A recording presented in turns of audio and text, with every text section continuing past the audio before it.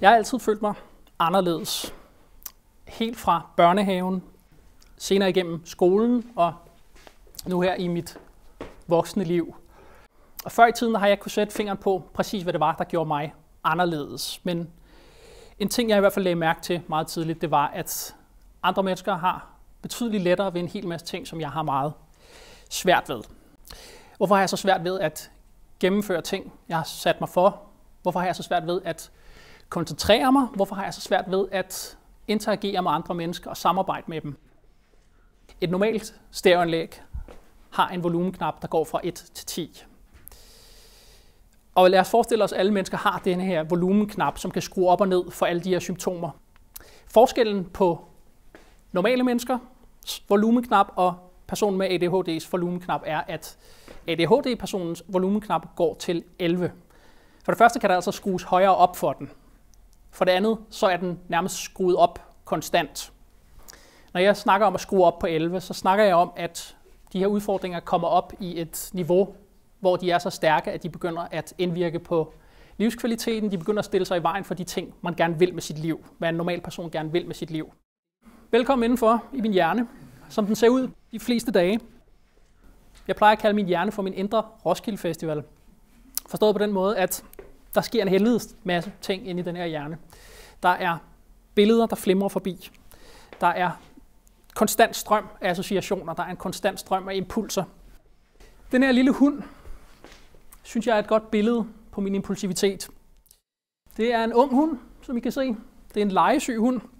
Den er ekstremt nysgerrig. Den er tiltrukket af ting, der er sjove og spændende. Den er ekstremt dum.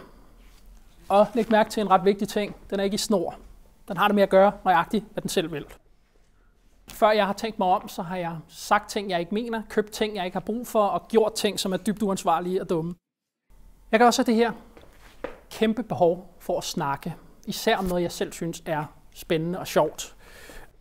Og det har en tendens til at blive denne her hyperaktive strøm af ævl.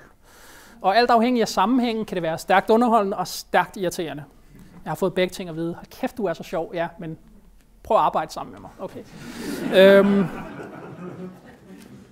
Jeg ved ikke, om I kan se det, men det er et billede af mig. På arbejde på det reklamebureau, hvor jeg var elev. Men det, I ikke ser, det er den kamp, jeg kæmper i det øjeblik for at koncentrere mig. Der findes et begreb, som hedder cocktailparty-effekten. Cocktailparty-effekten går i al sin enkelhed ud på, at hvis man er i et rum med 100 mennesker, så er det muligt at føre en samtale med en anden person og ignorere de 98 andre menneskers samtale. Og det er simpelthen fordi hjernen hele tiden er på arbejde for at sortere i, hvad der er vigtigt og hvad der er uvigtigt. Det er min hjerne også i stand til. Den er bare ekstremt dårlig til det. Så hvis vi går tilbage til mig, der sidder og arbejder, jamen så har jeg svært ved at abstrahere fra folk, der går forbi mit bord, og folk, der kommer ind ad døren, og mine kolleger, som snakker, måske ganske lavmældt, og et eller andet idiot, som har tændt for The Voice med et eller andet DJ, der snakker, og den sang minder mig forresten også om, og så går jeg hen og snakker med dem. Det hele det kommer ufiltreret ind. Jeg plejer at sige, at hvis min hjerne var et diskotek, så har de glemt at ansætte en dørmand. Der er ikke 100 mennesker til det her cocktailparty, der er 500, og de fleste af dem har jeg ikke bedt om at få lukket ind. Det er nyt for mig at forstå, at den her frygtfølelse, den skal jeg bare igennem, og jeg kan gennemføre. Så hvis der er nogen her i publikum, som har børn med ADHD, så er det meget vigtigt for dem at få de her meget tidlige succesoplevelser, og få dem til at føle, at de kan ting.